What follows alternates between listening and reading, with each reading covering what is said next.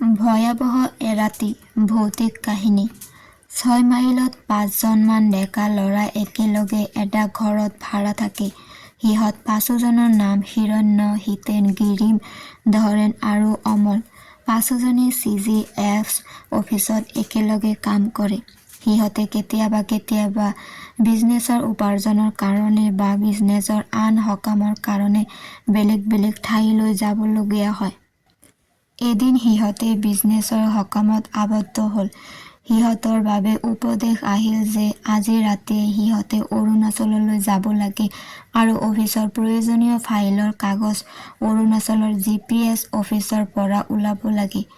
আনকি সিহঁতক ক'লে যে এই কামটো যদি সম্পন্ন হয় সিহঁতক অফিচৰ হাই পদবীৰ তলত স্থান পাব আৰু দৰমহা দুগুণ হ'ব। এই কথা শুনি সিহঁতে আজি ৰাতি 11:50 বজাত ট্ৰেইনৰ টিকট ইণ্টাৰনেটৰ যোগেদি বুক কৰিলে। সিহঁতে আজি অফিচৰ পৰা অলপ সোনকালে ঘৰলৈ গ'ল। ঘৰলৈ আহি সিহঁতে গা-পা ধুই ভাত-চাত খাই বেডিং পত্ৰ বান্ধি ট্ৰেইন ষ্টেচন পালেগৈ। ট্ৰেইনত উঠি সিহঁতে নিজৰ নিজৰ স্থান ল'লে। সঠিক সময়ত ট্ৰেইনখনে যাত্ৰা আৰম্ভ কৰিলে।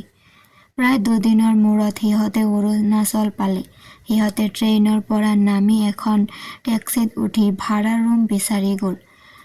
পিশাচনগৰৰ বাইলেন নম্বৰ 3ত এটা বৰ পুৰণি যাত্ৰীগৃহ হোটেল পালে। যাত্ৰীগৃহটো দেখিবলৈ বৰ ডাঙৰ আৰু ভয়ানক আছিল। গধূলি হ'বলৈ হোৱাত সিহঁতে আৰু বেলেগ যাত্ৰীগৃহ বিচাৰি নগ'ল।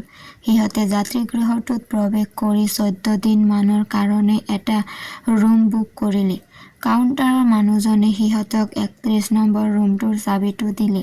সিহঁতে চাবিটো লৈ 31 নম্বৰ ৰুমটোলৈ গ'ল আৰু দেখিলে ৰুমটোৰ দৰজাখন আৰু তলাটো গোটেই মকৰা জালেৰে আৱৰা।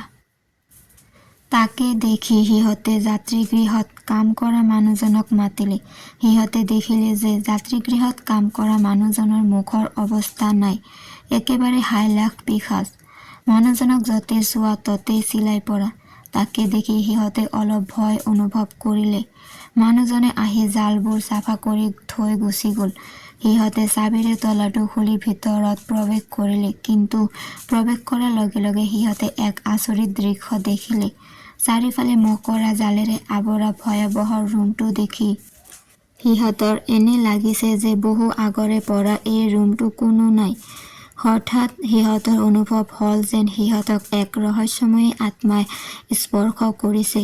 সিহঁতৰ মনত অলপ সন্দেহ উপজিল, কিন্তু সেইবোৰলৈ কাণ নিদি তেওঁলোকে প্ৰথমে ৰুমটো চাফা কৰিলে। কিন্তু তেওঁলোকে গম পাইছিল যে নিশ্চয় ৰুমটোত কিবা এটা ৰহস্য আছে। সেয়েহে তেওঁলোকে ভয়ে ভয়ে 2 সপ্তাহ যেনে তেনে পাৰ কৰাৰ সিদ্ধান্ত ল'লে। ৰাতি আটাইকেইজনে ভাত-পানী খাই শুবলৈ গ'ল।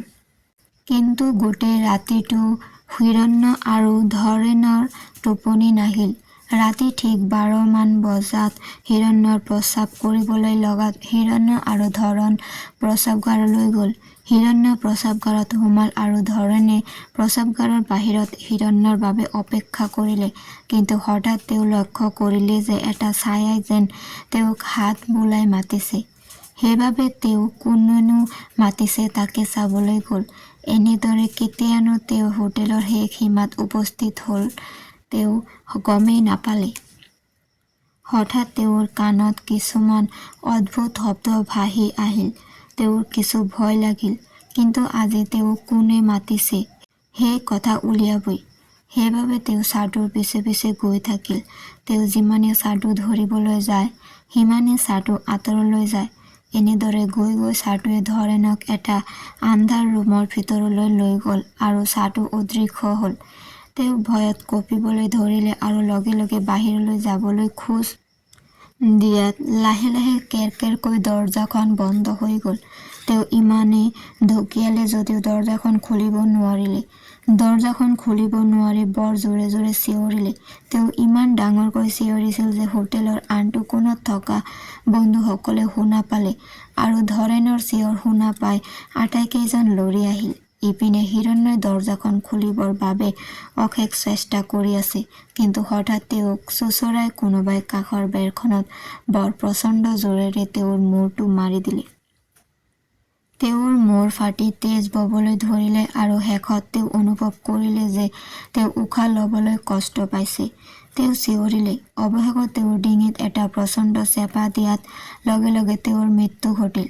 আনফালে তেওঁৰ লগৰ কেইজনে বিচাৰি বিচাৰি শেষত তেওঁক লৈ যোৱা ৰুমটো পালে। ৰুমটোত কোনো বিদ্যুতৰ ব্যৱস্থা নাছিল বাবে অমলৰ পকেটত থকা লাইটাৰ জ্বলায়েই তেওঁলোকে ভিতৰলৈ প্ৰৱেশ কৰিলে। ভিতৰলৈ গৈ তেওঁলোকে তেওঁলোকৰ বন্ধুক এনে অৱস্থাত দেখি চিঞৰি উঠিল। তেওঁলোকে কি কৰে কি নকৰে একো ভাবিয়েই পোৱা নাছিল। হয়তো আটাইকেইজনে দাঙি নি পাটিৰে মেৰিয়াই বাহিৰৰ বিশাল গছজোপাৰ তলতে থলে আৰু হোটেলৰ মালিকক খবৰ দিয়া হ'ল। মালিকজন আহি মৰা শৱটো যিটো চাৱনিৰে চাইছিল, সেই চাৱনিটো হিতেন আৰু অমলে বৰ ভাল দেখা নাছিল। মালিকজনে আহি মৰা শৱটোৰ চাৰিওফালে এপাক ঘূৰি এক ৰহস্যময়ী হাঁহি মাৰি তাৰ পৰা আঁতৰি গ'ল। যেন তেওঁ সেই ধৰণক হত্যা কৰিছে। তেওঁলোকে সকলোখিনি কথা গিৰিমক ক'লে। গিৰিম অলপ সাহসী আছিল। গিৰিমে সেই কথা গুৰুত্বই নিদিলে। কিন্তু হিতেন আৰু অমলৰ অলপ সন্দেহ হ'ল।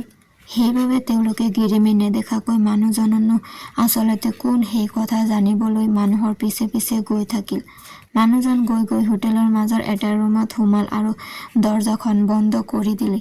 তেওঁলোক কিছু সময় বাহিৰত ৰ'ল যদিও মানুহজন নোলাল। সেইবাবে তেওঁলোকে পুনৰ ঘূৰি আহিল। আহি থাকোঁতে তেওঁলোকে লক্ষ্য কৰিলে যে মাটিত ভৰিৰ চিন, তেজেৰে ৰাঙলী হৈ থকা ভৰি। তেওঁলোকে ভৰিৰ খোজে খোজে গৈ থাকিল। গৈ গৈ চিনটো মাজতে দুভাগ হয়। সেইবাবে এফালে হিতেন গ'ল আৰু আনফালে অমল। হিতেনে খোজৰ চিনে চিনে গৈ গৈ এটা ৰুমৰ ভিতৰত সোমাল। ৰুমটো ঘোপ মৰা আন্ধাৰ। হিতেনে একো দেখা নাই। হঠাৎ তেওঁ হোটেলৰ মালিকজনৰ চেহেৰাটো জিলিকি থকা দেখিলে। কুৎসিত মুখখন দেখি তেওঁ ভয়ত চিঞৰিলে। হিতেনকো ধৰণৰ নিচিনাকৈ ডিঙিত এটা প্ৰচণ্ড চেপা দিলে আৰু লগে লগে হিতেনৰ প্ৰাণবায়ু উৰি গ'ল। আনফালে অমলে ৰাঙলী ভৰিৰ চিনৰ পিছে পিছে গৈ একেবাৰে হোটেলৰ ছাদৰ ওপৰ পালেগৈ। তেওঁ ছাদৰ তললৈ চোৱাত একো নেদেখিলে। ঘূৰি চোৱাত পুনৰ মালিকজনৰ কুৎসিত ভয়াৱহ চেহেৰাটো জ্বলি উঠিল। সি ভয়ত পলাবলৈ ধৰোঁতেই মানুহজনে তাক গটা মাৰি দিলে আৰু লগে লগে তিনিমহলীয়া হোটেলৰ ছাদৰ পৰা পৰি থিতাতে মৰি থাকিল। ইপিনে গিৰিমে অমল আৰু হিতেনক বিচাৰি চলাথ কৰি ফুৰিছে। ৰাতিপুৱা হ'বলৈ হ'ল।